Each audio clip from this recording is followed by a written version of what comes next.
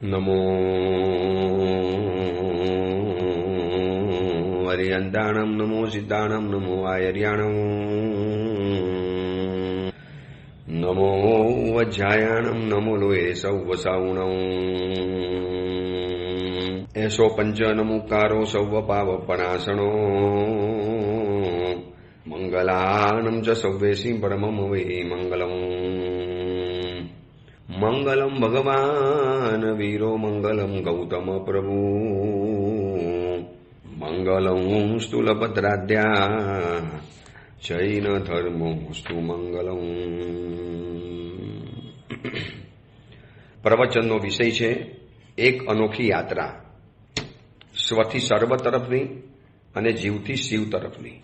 આજથી 160 વર્ષ પૂર્વે બનેલો 51 ગાથાની અંદરમાં જીવના 563 ભેદોને વર્ણવતો આ જીવિચાર નામનો ગ્રંથ, સ્વાર્થની જે એક સંકુચિત દુનિયા આપણી બની ચૂકેલી છે એમાં સર્વ જીવોનો સમાવેશ કેવી રીતે થાય, વધુમાં વધુ જીવોની ચિંતા, વધુમાં વધુ જીવોનો પ્રેમ, વધુમાં વધુ જીવોની કાળજી, વધુમાં વધુ એ જીવો તરફનો આપણો એક લગાવ, એમને મારે બચાવવા છે, એમની મારે સુરક્ષા કરવી છે.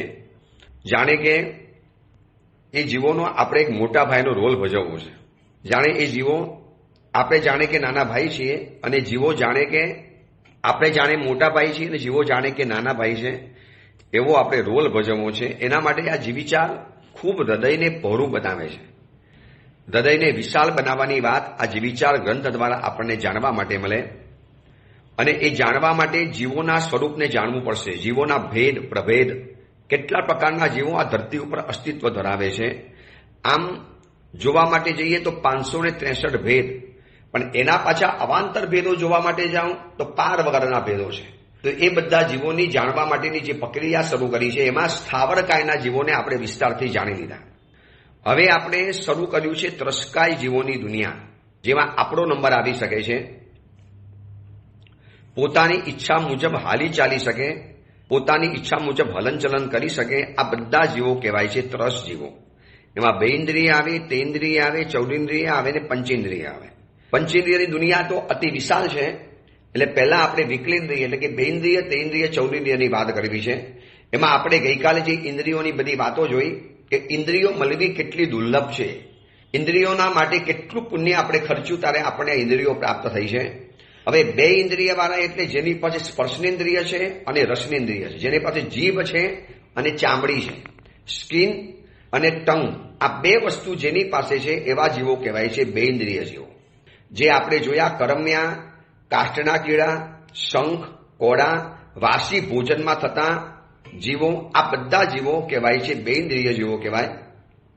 એની સુરક્ષા કેવી રીતે કરવી એ પણ આપણે ગઈકાલે જોયું 2 ઇન્દ્રિય જીવોમાં. એમાં હજી વધુ ઊંડાણમાં જોવું હોય તો આપણે જે કેન્સરની જે બીમારી થાય છે ને, કેન્સર, એની અંદરમાં જે જમ્સ હોય છે, અથવા તો આ કોરોના વાયરસના જે જીવો હતા એ એક અપેક્ષાએ 2 ઇન્દ્રિયના જીવો હતા. તો આવા બધા જમ્સ ખતમ થાય, આવા બધા બેક્ટેરિયા ખતમ થાય, એના માટે જે આપણે દવા લઈએ. એટલે જૂના સમયની અંદરમાં એવા કેટલાય મહાત્માઓના જીવન ચરિત્ર આવે છે કે કેન્સર થયા પછી પણ એ લોકોએ દવા નથી કરી. જે આજે કેન્સર માટે જે ગરમી આપવામાં આવે છે, હીટ આપવામાં આવે છે, જે એના માટેની સાયકલ વગેરે હોય છે, આ બધું એ લોકો નથી લેતા. કેમ નથી લેતા? આ બધા જીવો મરી જાય, જીવો ખતમ થઈ જાય, એ બધા જીવોને કેટલો બધો ત્રાસ પડે. આજે એવા કેટલાય સમણી ભગવંતોને મેં જોયા છે, એમનું જીવન ચરિત્ર વાંચ્યું છે. એમને કહી દીધું કે જો મોત તો ગમે તારે આવવાનું છે, તો મારે મરવા પહેલા મારે આટલા બધા જીવોને મારી નાખવાના? આવી ગરમી લઈને, આવા શેક લઈને, આવી દવાઓ લઈને એ બધા જીવોને મારે ખતમ કરી નાખવાના? એના કરતાં બહેતર છે કે હું પોતે મરી જઈશ, પણ મારે જીવોને મારવા નથી. આ કહેવાય છે 2 ઇન્દ્રિય જીવોની સુરક્ષા. કદાચ આટલી હદે આપણું સત્વ નથી તો આપણે એટલું તો નક્કી કરી શકીએ ને કે સામાન્ય રોગોની અંદરમાં જેમાં 2 ઇન્દ્રિય જીવો ઉપર હુમલો થતો હોય એવી દવાઓ મારે વાપરવી નથી, અથવા તો મારા ઘરમાં એવું ભોજન નથી વાપરવું. જેમ ગઈકાલે કીધું ને, કાચા દૂધ દહીં છાશમાં એ કઠોર જમવું નિવારતો. કાચા દૂધ દહીં છાશ આ બધાની અંદરમાં કઠોરનું સંમિશ્રણ કરો એટલે અસંખ્ય 2 ઇન્દ્રિય જીવો અંદરમાં ઉત્પન્ન થઈ જવાના. આ બધાને મોંમાં ચબાવી નાખવાના. પ્રત્યેક શાવકના ઘરની અંદરમાં દ્વિદલની સમજ હોવી જોઈએ. આ દ્વિદલ એટલે કઠોર અને કાચા દૂધ દહીં છાશની અંદરમાં જે કઠોર નાખવામાં આવે છે, રાયતું બનાવે ને એમાં કાચા છાશની અંદરમાં બુંદી નાખી દેવામાં આવે. હવે આ બુંદી એટલે કઠોર છે, ચણાનું આવી ગયું, અને આ બાજુ કાચી છાશ, પડતાની સાથે અસંખ્ય બેન્દ્રિય જીવો અંદરમાં ઉત્પન્ન થઈ જવાના. લગ્નોની અંદરમાં, ઘણાના ઘરોની અંદરમાં જાણતા કે અજાણતા, કદાચ ખબર નથી અથવા તો જાણે છે, પણ સ્વાદ માટે દહીં ગરમ કરીએ તો બગડી જાય, દહીં આવું કરીએ તો બગડી જાય. બસ છાશમાંથી છૂટા પડેલા જે માખણ, એ માખણમાં પણ અસંખ્ય બેન્દ્રિય જીવો છે. આજે પણ ઘણાના ઘરોમાં માખણ ખાવાનો રિવાજ છે. આ માખણ અસંખ્ય બેન્દ્રિય જીવોનું ઉત્પત્તિ સ્થાન છે. પછી દારૂ શરાબ બનાવતી વખતે અનેક પ્રકારના કીડાઓનો કચ્ચર ઘાણ નીકળી જાય છે. આ બધા જ કીડાઓ બેન્દ્રિય જેવા જીવો હોય. એક કાચો હાથો, પછી એને ભેગું કર્યું, એમાં જે જીવો ખદ બન્યા, એ જીવોના જે કલેવર અંદરમાં ગયા, પછી એ બધા જે અંદરમાં પીસાયા, એના શરીરના જે કલેવરોમાંથી જે સ્વાદ ઉત્પન્ન થયો, બસ આ બધો જ અંદરમાંથી માદક રસ પેદા કરે. પછી તડકે મૂક્યા ન હોય અને ચૂલે ચડાવ્યા ન હોય એવા બોર અથાણા, આ બધામાં પણ બેન્દ્રિય જીવોની વિરાધના છે. હોટલની વાનગી હોય, બજારું કેરીનો રસ હોય, અને આ બધી જ વસ્તુઓ જે બધી બનાવેલી હોય ને, જેની અંદરમાં પાણીનો ભાગ રહી ગયો હોય, પછી ખુલ્લા પાણીની અંદરમાં કે અળગણ પાણીમાં જે પોરા પડેલા હોય, આ બધા જ બેન્દ્રિય જીવો ગણી શકાય.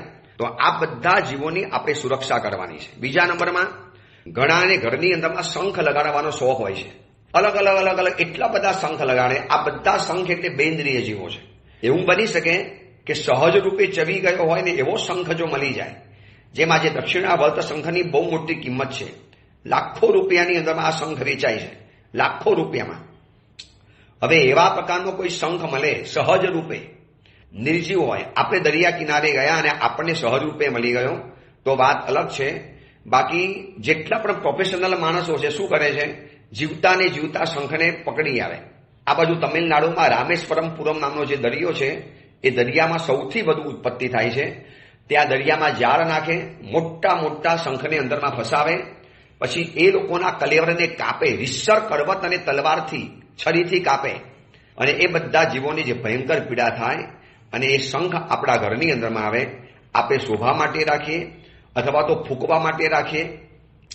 આ બધી જ બેન્દ્રિય જીવોની વિરાધના છે. આ બધી જ વિરાધનાથી આપણે બચવું પડશે. હવે આપણે વિચારીએ છીએ તેન્દ્રિય જીવો માટે. તેન્દ્રિય જીવોના, બેન્દ્રિય જીવોના પણ મુખ્ય બે ભેદ, પર્યાપ્તા અને અપર્યાપ્તા. એવી રીતે તેન્દ્રિય જીવોના પણ મુખ્ય બે ભેદ છે, પર્યાપ્તા અને અપર્યાપ્તા. તો તેન્દ્રિય જીવોમાં કોણ કોણ આવે? જેની પાસે 3 પ્રકારની ઇન્દ્રિય છે, સ્પર્શનેન્દ્રિય, રસનેન્દ્રિય અને ઘ્રાણેન્દ્રિય. મતલબ સ્કિન છે, ટંગ છે અને નાક છે. ઘ્રાણેન્દ્રિય એટલે નાક. તો આ બધા જીવોની અંદરમાં જે જીવિચારમાં, ગાથાઓમાં જે બતાવવાની અંદરમાં આવ્યું છે, કાન ખજૂરો. ક્યારેક ક્યારેક જોયો હશે, જેના એટલા બધા પગો છે, કાનની અંદરમાં ઘૂસી જાય, અસંખ્ય ઈંડા મૂકે, અને એના દ્વારા માથાની અંદરમાં ભયંકર પીડા થાય અને માણસ મરી જતા હોય છે. તો અમારા સાધુ જીવનમાં લખ્યું છે કે એવા અવાવરૂ જંગલોની અંદરમાં કાનમાં કુંડલ નાખવાના, રૂ નાખવાનું, અથવા તો માથા ઉપર બંધન બાંધી દેવાનું. કારણ કે વિહારની અવાવરૂ જગ્યાઓની અંદરમાં આવા કેટલાય કાન ખજૂરા અમે જોઈ લીધા. કેટલાય સંથારામાંથી નીકળે, કામડીમાંથી નીકળે, કપડામાંથી નીકળે, ઘણી વાર તો ખભા સુધી પહોંચી ગયેલા હોય અને પછી એને હટાવી. એના એટલા બધા પગ હોય. તો આ કાન ખજૂરાને એમ કહેવાય છે 100 થી વધારે એને પગ હોય છે. અને 100 થી વધારે જેના પગ હોય, જમીનમાં ઉત્પન્ન થતો હોય. ક્યારેક માણસોના કાનમાં ઘૂસી જાય, એકદમ પોલાણવાળી જગ્યાની અંદરમાં ઘૂસી જાય, અને મગજમાં ઘૂસે એટલે આખું મગજ પોલું કરી નાખે, આખું મગજ ખાઈ જાય અંદરમાંથી, ઉધઈની જેમ ખાઈ જાય. આવા કાન ખજૂરા, એને પણ બચાવવાના હોય. પછી માકડ, ખટમલ, જેને હિન્દીમાં ખટમલ કહેતા હોય છે. તો આ માકડ પણ એક જાતની જીવાત છે, જે જીવોના લોહીને પીવે. મેલું વસ્ત્ર હોય, શરીરના પરસેવાવાળું વસ્ત્ર હોય, એવી ગાદી વગેરેમાં ઉત્પન્ન થયા હોય. વર્ષો પહેલા અમારું ચાતુર્માસ હતું પાલનપુર ખોડા લીમડાની અંદરમાં, અને એ ચોમાસામાં, ચાલુ ચોમાસાની અંદરમાં એટલા બધા માકડ થયા કે મકાન બદલવાની ફરજ પડી ગઈ. લાકડામાં, બારીની અંદરમાં, પછી જ્યાં ખૂણાના ભાગની અંદરમાં જાઓ ત્યાં દિવસે બિલકુલ ના દેખાય, રાતના સુવો એટલે એટલા બધા કરડી જાય. પછી ખબર પડી અને એ મકાન બદલવાની ફરજ પડી. અઠવાડિયું મકાન ખાલી રાખવું પડે, તારે મકાન આપોઆપ ભાગી જાય. તો માકડ છાંટવાની દવાઓ આવે છે. આજે ઘણાના ઘરોની અંદરમાં એવી કેમિકલ વાળી ઝેરી દવાઓ આવે જે માકડ ખટમલને ખતમ કરી નાખે. નાખો એટલે હજારો સેંકડોની સંખ્યાની અંદરમાં ખટમલ મરીને સ્વાહા થઈ જાય. તો એના અહિંસક ઉપાયો છે. ક્યાંકથી કોઈ પુસ્તક મળી જાય તો વાંચી લેજો. જૈનોની જૈના પોથી, જૈનોની જૈના પોથી આમાં બધા જ પ્રકારના જીવોની જૈનાના ઉપાય બતાવ્યા છે. હવે જીવો થઈ તો જવાના, માથાની અંદરમાં જે જૂ લીખ થવાની, માથામાં જૂ થાય, માથામાં લીક થાય, માથામાં ખોડો થાય, આ બધું અત્યારે વ્યાપક પ્રમાણમાં છે. એના માટેના શેમ્પુ આવે, એના માટેના સાબુ આવે. આ બધો ક્ષાર માથાની અંદરમાં જાય. એનાથી આ જૂ લીખ, માથામાં પડેલા જે મકોડા વગેરે હોય, આ બધું જ અંદરમાંથી સાફ થઈ જાય. સૌથી વધુ સમસ્યા છે ઘરની અંદરમાં ઉધઈની સમસ્યા, જેને હિન્દીમાં દિમક કહે છે, દિમક. હવે આ ઉધઈની સમસ્યા એટલી બધી છે ને કે એવા પ્રકારના લાકડા આવી ગયા, એવા પ્રકારની ભીત બની ગઈ, એવા પ્રકારનું કોઈ મટીરિયલ વપરાઈ ગયું, હલકા પ્રકારનું. આજે સેંકડો ઘરોની અંદરમાં આ ઉધઈની મોટી સમસ્યા છે. અને બહાર ઉધઈને મારવાના એટલી બધી દવાઓ મળે છે, એટલા બધા જાત જાતના એવા બધા સામગ્રીઓ આવે છે કેમિકલ વાળી, ઘરની અંદરમાં છાંટવાની, એટલે ઉધઈ સાફ થઈ જાય. કરોડોની સંખ્યાની અંદરમાં ઉધઈના જીવો હોય, કરોડોની સંખ્યામાં. એક નાનકડી પટલી એવી માટીની એક ધાર બનેલી હોય મકાનની અંદરમાં. જે મકાન વપરાય નહીં, જે મકાન જૂનું પડ્યું હોય, જે જૂના લાકડા હોય, અને લાકડાની અંદરમાં એવા ફર્નિચરોની અંદરમાં, અથવા તો ક્યારેક ક્યારેક દિવાલોના વચલા પોલાણના ભાગની અંદરમાં. અને આ ઉધઈ એકાદ નથી હોતી, લાખો કરોડો અને અબજોની સંખ્યામાં હોય, સફેદ કલરની હોય, જે જ્યાં જાય એ બધી વસ્તુ ખાઈ જાય. આ ઉધઈની સમસ્યા તો ઘરની એમાં છે. સારા સારા જીવદયાના પ્રેમી એવા જૈનો પણ અમારી પાસે આવે, સાહેબ શું કરવાનું, ન મારીએ તો આખા ઘરમાં ફેલાઈ જાય. સાહેબ કપડાં પણ ખાઈ જાય, રસોઈ પણ ખાઈ જાય, આખા ફર્નિચરોને પોલા બનાવી નાખે. અને સાહેબ મારી નાખે તો આટલી બધી જીવ હિંસાનું પાપ લાગે છે, શું કરવાનું. સુરતની અંદરમાં એક સાવિકાને હું જાણું છું. સુરતના સંઘની અંદરમાં એક સાવિકાબેન, બહુ સારા ઘરના સાવિકાબેન, બહુ સુખી સંપન્ન. એના ઘરની અંદરમાં આ ઉધઈનો પ્રોબ્લેમ શરૂ થઈ ગયો. જોતાની અંદરમાં ઉધઈ આખા ઘરમાં એવી ફેલાઈ ગઈ, આખું જારું બની ગયું ઉધઈનું. કબાટમાં, અલમારીમાં, ગાડલામાં, ખૂણાના ભાગમાં, ઉપરના અલમારીયાની અંદરમાં, ભંડકિયામાં, બધી જગ્યાએ ઉધઈ ફેલાઈ ગઈ. હવે એમને કોઈએ પૂછ્યું કે શું કરવાનું, તો બધાએ કીધું કે આવા પ્રકારની દવા આવે છે, છાંટી દો, કરોડોની સંખ્યામાં મરી જવાની, પણ ઉધઈનો પ્રોબ્લેમ સોલ્વ થઈ જાય. અને હકીકતમાં એવી દવાઓ આજે આવે છે. આ તો સાવિકા બેન હતા. એ કે સારું, આપણે ઘરની અંદરમાં એક નાનકડી જીવાતને પણ ન મારીએ તો આ કરોડોની સંખ્યામાં ઉધઈને મારે મારી નાખવાની. અને એટલા પ્રચુર પ્રમાણમાં એમના ઘરમાં ઉધઈ હકીકતમાં થઈ ચૂકેલી હતી. બેન પરમાત્માની પાસે ગયા, પરમાત્માની પાસે રડતી આંખે વિનંતી કરી કે પ્રભુ, આ સંસારમાં રહ્યા એટલે કેવા પાપ કરવા પડે, કેવી જીવોની હિંસા કરવી પડે, આટલી બધી કટલેઆમ કરાવવાની. એમને પ્રભુની સામે સંકલ્પ કર્યો કે પરમાત્મા, મારે આ જીવોને બચાવવા છે, મારે મારવા નથી. ઘરના બધા પરિવારવાળા કે મારી નાખો ને, આખું ઘર ખતમ કરી નાખશે, ઘર ખાલી કરવું પડશે, ક્યાં રહેવા જઈશું, આ ઘર આખું તોડાવી નાખવું પડશે. બેને ભગવાન પાસે સંકલ્પ કર્યો કે પરમાત્મા, બસ આપની પાસે સંકલ્પ કરું છું, આપ જીવદયાના પ્રેમી છો, આપે જગતના સર્વ જીવોને અભયદાન આપ્યું છે, આપ અભય દયાનમ છો. પ્રભુ, આમિલની શરૂઆત કરું છું, સંકલ્પ કરું છું કે વહેલામાં વહેલી તકે મારા ઘરમાંથી આ ઉધઈ નીકળી જાય. તમે માની શકશો, જાણીને આશ્ચર્ય લાગશે, 21 આમિલ થયા સાવિકા બહેનના. અને એક દિવસ સવારના પોરમાં ઉઠ્યા, આપોઆપ બધી ઉધઈ ગાયબ થઈ ગઈ હતી. આપોઆપ ઉધઈના જે ઘર હતા બધા એમના એમ પડ્યા અને બધા જ ગાયબ, રફુ ચક્કર. લોકો આશ્ચર્ય પામ્યા કે કેવી રીતે ગઈ, આ કેવી રીતે ઉધઈ ભાગી ગઈ ઘરમાં, તમે કઈ દવા કરી.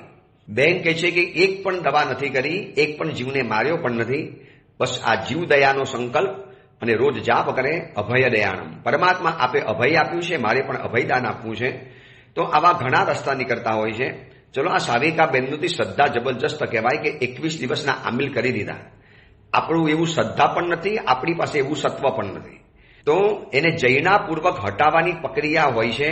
મેં તમને જે પુસ્તિકા કીધી ને, જૈનોની જૈના પોથી, આ જૈના પોથી લગભગ બધી જગ્યામાં વ્યાપક ફેલાયેલી છે. કેટલાય ભંડારોમાં વેર વિખેર પડેલી હોય છે.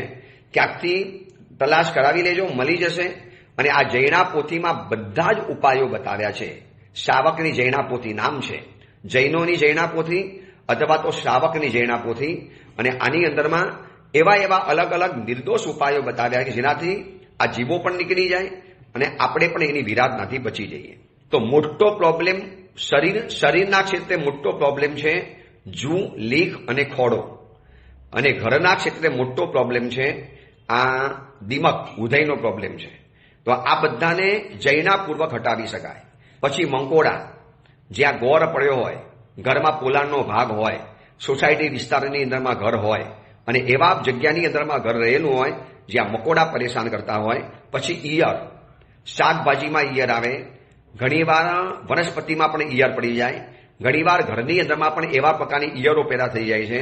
તો આ બધા બેઇન્દ્રિયની અંદરમાં આવે. ઘીમેલ, પછી સાવા, પછી ગીંગોડાની જાત આવે છે, ગધઈ આવે, ચોર કીડા આવે, છાણના કીડા.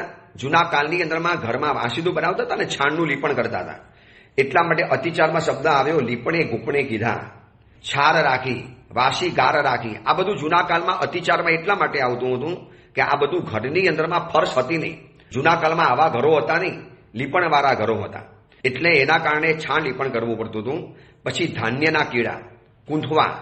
ચોમાસાની અંદરમાં સૌથી વધુ ઉત્પન્ન થતા હોય તો કૂંથવા, જે જગ્યાને સાફ ન થતી હોય, જ્યાં કચરો જમા થતો હોય, અથવા તો બે પુસ્તકના વચલા પોલાણના ભાગની અંદરમાં કૂંથવા થઈ જાય. આ ચોમાસામાં તો અમે પણ અનુભવ કરીએ છીએ. જે કબાટ હોય, જે પાટલા હોય, માનો એ જગ્યાને સાફ ન કરી અઠવાડિયા સુધી, કચરો ન વાળ્યો, કાજો ન લીધો, એટલે એટલા ભાગની અંદરમાં એટલા ઝીણા, કદાચ તમે મેગ્નિફાઈ ગ્લાસ લગાવો ને તોય માંડ દેખાય એવા સાવ નાનકડા ક્ષુદ્ર જંતુઓ પેદા થઈ જાય. અને કૂંથવા કહેવાય છે. પરમાત્મા મહાવીર જ્યારે નિર્વાણ પામ્યા એના પછી સમવસનની અંદરમાં કૂંથવા પેદા થઈ ગયા. અને પછી પૂછ્યું કેમ આવું થઈ ગયું, તો કે લખ્યું કે આવનારા સમયની અંદરમાં હવે સંયમ પારવું દુર્લભ બની જવાનું, એટલી બધી જીવોત્પત્તિ થવાની છે. અને હવે ઘરની અંદરમાં જે વેક્યુમ ક્લીનર આવી ગયા ને એના કારણે હવે આ બધા જીવોનો કચ્ચર ઘાણ કરી ગયો.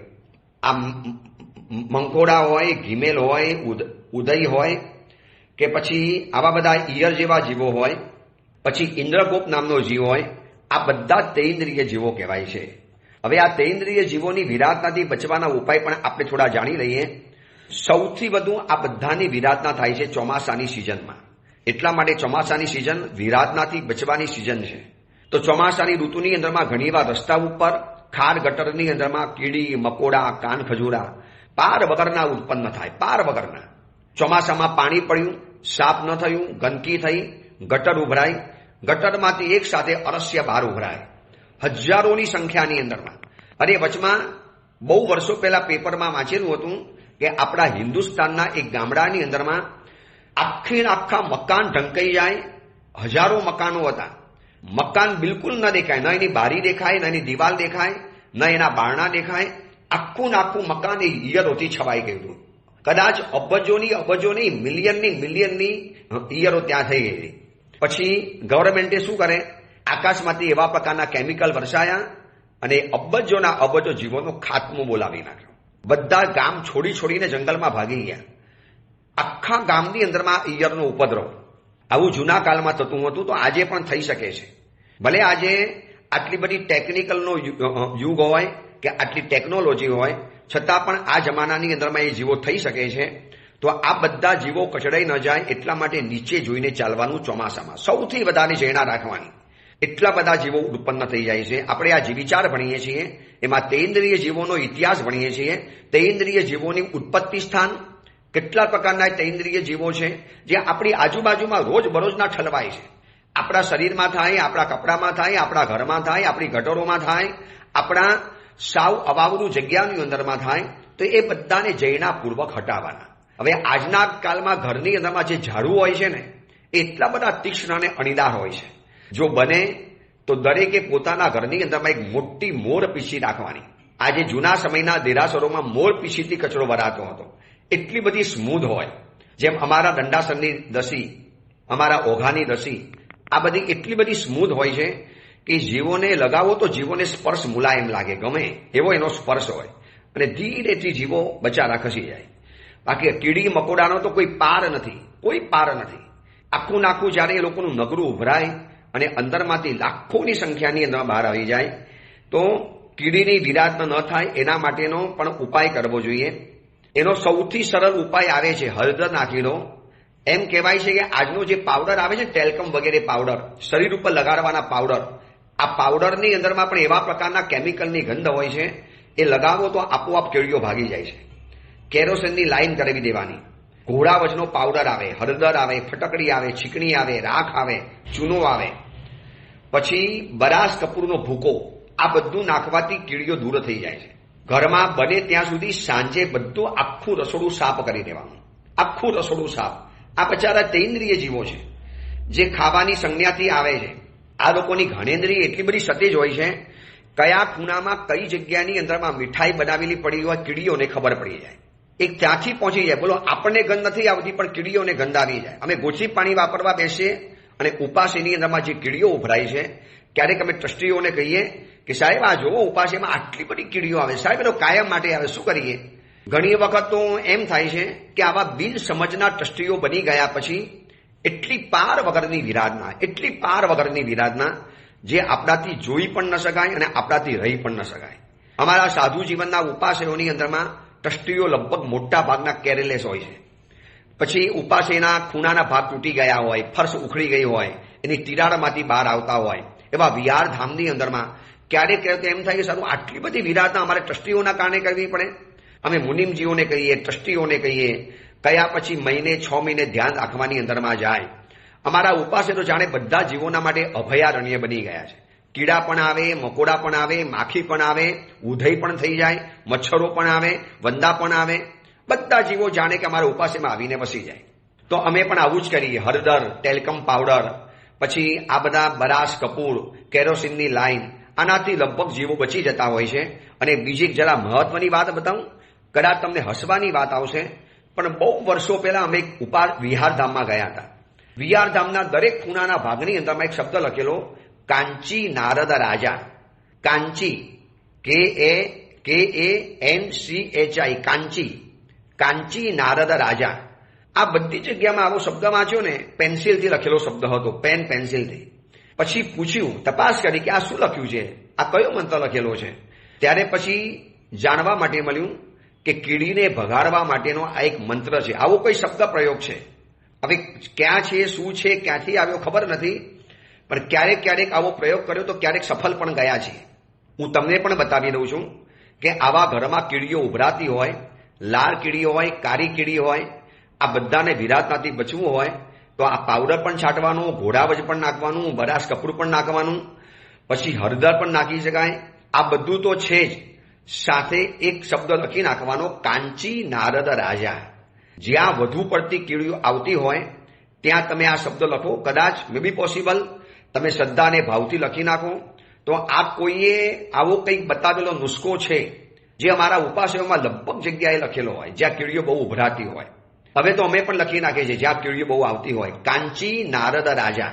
લાલ પેન કે કાળી પેન એનાથી આ લખી નાખવાનું અને આ નુસ્ખો ઘણીવાર સફળ થયેલો હોય છે. પછી ઘી, તેલ, ગોળ, તના ભાજન ઉઘાડા મૂક્યા બોલીએ છીએ ને આપણે અતિચારની અંદરમાં. તો આ બધાના ભાજન ઉઘાડા મૂકો. એમાં પછી કીડીઓ આવે, એમાં મકોડા આવે અને પછી એ બધાની વિરાધના થાય, પગ નીચે કચડાઈ જાય. મોટા ભાગના દેરાસરોની અંદરમાં જે પક્ષાળ ઢોરાય છે, દૂધ ઢોરાય, અને એના કારણે જ કીડીઓ જે ખેંચાઈને આવે છે. ઘણી વખત તો કહેવું પડે કે દેરાસરમાં એટલી બધી અજૈણા છે કે કદાચ શાવકના ઘર કરતા વધુ જીવો મરે છે કદાચ દેરાસરોમાં. અમુક જ, બધા નથી કહેતો.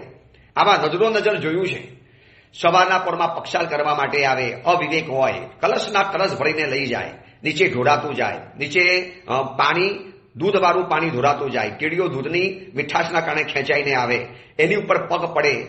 કેટલી કીડીઓ બચારી પાણીની અંદરમાં તણાઈ જાય એના રેલાની અંદરમાં. અમે લોકોને બતાવીએ, ભૈયા આ કરો છો, સાહેબ શું કરીએ? લોકો સમજતા નથી, લોકો આમ નથી કરતા. બસ જાણે કોઈને કશી પડી જ નથી. બધા એકબીજાને જાણે કે બચાવમાં પડેલા છે. તો એવા સમયની અંદરમાં આ જૈના જો આપણે નહીં પાડીએ તો કોણ પાડશે? જે પરમાત્માની પૂજા કરવા માટે આવો, જો ભગવાને સર્વ જીવોને બચાવ્યા છે. આ ખાલી જીવિચાર સાંભળવાના નથી, જીવિચાર જીવવાના છે. જીવિચાર ખાલી ભણવાના નથી, જીવિચાર જીવનની અંદરમાં આચરી બતાવવાના છે. તો આવા બધા જીવોની વિરાધના જો દેરાસરમાં ચાલે, ઘરની અંદરમાં ચાલે, તો ક્યાંથી આપણે જીવદયા બધા જિંદગી જીવવાના હતા? તો ઘરની અંદરમાં, કિચનની અંદરમાં આ બધી જ વસ્તુ સાર સંભાળીને મૂકવાની. પછી ધનેડા, ઈયર ન થાય એના માટે અનાજ સાફ કરાવતા રહો. અને એવી આંબલી સારાઓ જોઈ છે કે સૂંઠની અંદરમાંથી આવા ધનેરા બહાર કાઢ્યા છે. સૂંઠમાંથી સૂંઠનો પાવડર આવે ને, સોંઠ. પછી ટ્રસ્ટીઓને બતાવીએ, પછી એ પાછો મુનિમને ધમકાવે, મુનિમ પાછું દુકાદારને ધમકાવે, આવો માલ મોકલાતો હશે. અને પછી એ બધું સરવારે બધું ફેંકી દેવામાં આવે, જીવો બચારા મરી જાય. આવા તો અનુભવ જીવનમાં 10 થી 12 વખત થયા છે કે આંબલી સારામાં જૈના નહીં પારવાના કારણે આવા તૈન્દ્રિય જીવોની વિરાધના થાય છે. બહુ મોટા મોટા સામી વાત્સલ્ય હોય તો એના આગલા દિવસે આ બધા ધાન્યને ચરાવવું પડે. હમણાં એવા જૈના મંડળો શરૂ થયા છે કે જે આ બધી જૈનાઓ પારે. પણ આ બધો જીવિચાર ભણશું તો આપણને ખબર પડશે. ધનેડા, ઈયર, આ બધામાં અનાજને સાફ કરાવી દેવાના. એમાં પારાની વેપલી આવે, થેપલી જેને કહેતા હતા, દીવે લગાવેલી એવી એક નાનકડી થેપલી આવે, જૂના કાળમાં જેને થેપલી કહેવાતા હતા. આ બધું મૂકતા હતા. આજે કદાચ ભણેલી ગણેલી છોકરીઓને આ થેપલી એ શું છે ખબર નહીં પડે, પણ દિવેલને લગાવી અને એવા પ્રકારના કોઈક વિશિષ્ટ વસ્તુઓને ભેગી કરી એવી થેપલી બનાવતા હતા, જે ધાન્યમાં રાખવા પછી વરસનું ધાન્ય અકબંધ રહેતું હતું. પછી ઘીની અંદરમાં છાશનો ભાગ રહી જાય, અનાજનો કણિયો રહી જાય, એમાં ઘીમેલ ઉત્પન્ન થઈ જાય. પછી ઘરમાં રહેલા ગેસ બર્નર આ બધાને સાફ ન કરો તો એમાં વંદા આવી જાય, કોકરોચ વગેરે આવી જાય. એને પૂંજી પ્રમાજીને કરવાનું. લાકડાના ફર્નિચર, પલંગ, આ બધામાં માકડ ઉત્પન્ન થઈ જાય. એને મનુષ્યનું લોહી પ્રિય હોવાથી રાતના મન ફાવે મનુષ્યનો કરડે છે. એટલું બધું લોહી પીવે. કેટલાક તો હાથની અંદરમાં મસળી નાખે, ખતમ કરી નાખે. કેટલા બધા કર્મોના બંધ થાય. તો એ બચારા જીવ છે, એને પણ પેટ ભરવું છે, તો એને જૈનાપૂર્વક હટાવો, નિર્દોષતાપૂર્વક હટાવો. જેને માકડ ઘરની અંદરમાં નથી કરવા દેવા, એને 6 મહિને એકવાર પોતાના ઘરમાં જેટલું ફર્નિચર છે એના ખૂણાના ભાગની અંદરમાં લીમડાનું તેલ લગાવી દેવું, અથવા તો કેરોસીનના પોતા મરાવી દેવા. કેરોસીનમાં કપડું બોરી અને અંદરના ભાગમાં બધી જગ્યાની અંદરમાં કેરોસીન લગાવી દો, લીમડાનું તેલ લગાવી દો. લીમડીમાંથી નીકળેલું લીમડાનું તેલ એકદમ કડવું હોય, આ જીવોને ઉત્પન્ન ન થવા દે. જોજો, લીમડાના ઝાડ ઉપર ક્યારે પણ જીવાત નહીં થાય, કારણ કે એ જંતુજ્ઞ છે, જંતુમાંથી મુક્ત કરે છે. એટલે આવું બધું જો પ્રયોગ કરશો ને તો ઘરમાં, ફર્નિચરમાં ક્યારે જીવાત થવાનો વારો જ નહીં આવે, ઉદય થવાનો વારો જ નહીં આવે. આ બધી જીવદયાની વાતો આપણે જીવવાની છે, આપણે પારવાની છે. આ જીવિચાર આપણે ભણીએ છીએ. ત્રસ્કાયની અંદરમાં તૈન્દ્રિય જીવોની વિરાધનાથી બચવાની વાત કરીએ છીએ. માથાની અંદરમાં સૌથી વધુ ખોડા થઈ જાય છે. હવે એવા શેમ્પુ વાપરે, એવા સાબુ વાપરે, એવા જાતના તેલ નાખે અને એવા સ્વિમિંગની અંદરમાં જાય અને એવા ખુલ્લા વાર રાખે. એ બધાના કારણે માથાની અંદરમાં ખોડા થવાની, અત્યારે ખોડો થાય, ઊંદરી થાય, માથાના વાર ખરે, માથામાં જૂ પડે, માથામાં લીક પડે. આ બધું જે થાય છે તો શું કરવું જોઈએ? એને હરવાપૂર્વક કાઢી માથાનો એક વાર તોડી અને એની ઉપર એ જૂ લીખને મૂકી દેવાની. એના માટે ખોરાક છે. જો આપણે એમને મૂકી દઈશું ને તો બચારી સીધી મરી જવાની, ભૂખી તરસી. તો એનું આયુષ્ય નહીં પૂરું થાય ત્યાં સુધી એ માથાના વાર ઉપર જીવવાની છે. તો આ જૈના આવી પાડવી પડે. એટલે જૂના કાળની અંદરમાં અરીઠા, સિકાકાઈ, આ બધાથી સ્નાન કરતા હતા, જેનાથી આવા બધા જીવોની ઉત્પત્તિ નથી થતી. પણ હવે એવી જાતના સાબુ ને બધી વસ્તુઓ આવી છે, એવી જાતના બધા રસાણા ને વસાણા આવ્યા છે, એવા જાતના શેમ્પુ ને એવા જાતના બધા નીકળ્યા છે ને કે આ બધાના કારણે પણ ઘણીવાર માથાની અંદરમાં ખોડા થતા હોય છે. આ બધાના કારણે ઘણીવાર માથાની અંદરમાં આવા પ્રકારના જીવોની ઉત્પત્તિ થતી હોય છે. તો આ બધાથી બચવાનું છે. એટલા માટે તો આપણે જીવિચાર ભણીએ છીએ કે આ મારા હિસાબે નિર્દોષ એવા તૈન્દ્રિય જીવોની કોઈ પણ જાતની કિલામણા ન થાય, એ બધાને મારે બચાવવા છે. હું એ લોકોનો મોટો ભાઈ છું, તો મોટા ભાઈ તરીકે નાના ભાઈને બચાવવાના હોય એ મારી જવાબદારી હોય.